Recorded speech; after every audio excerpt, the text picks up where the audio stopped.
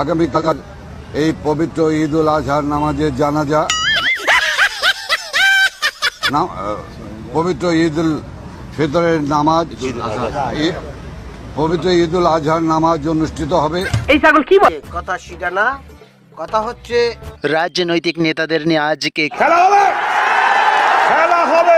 মাননীয় স্পিকার, 1916-17 অর্থ বছরের সম্পূরক বাজেট মাননীয় মন্ত্রী 2016-17 তাদের কথা একবারও ভাবলো না।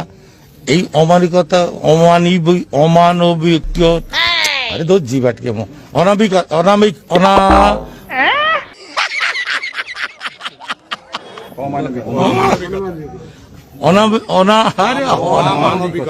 অমানবিকতা।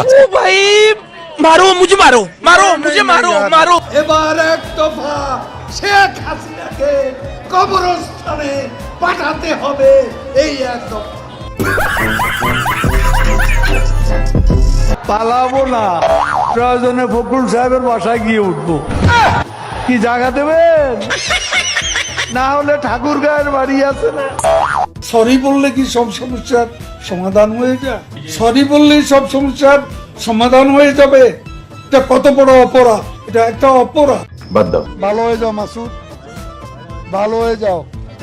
তোমাকে আমি অনেক সময় দিয়েছি, তুমি ভালো হয়ে যাও। এখানে এসে আবার কি পুরানো খেলা শুরু করছো?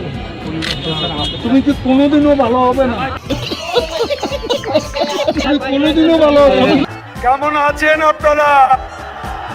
মুরব্বীরা কেমন আছেন? অন্তরে জ্বালা, পদ্মা সেতু হয়েই গেল। স্মার্ট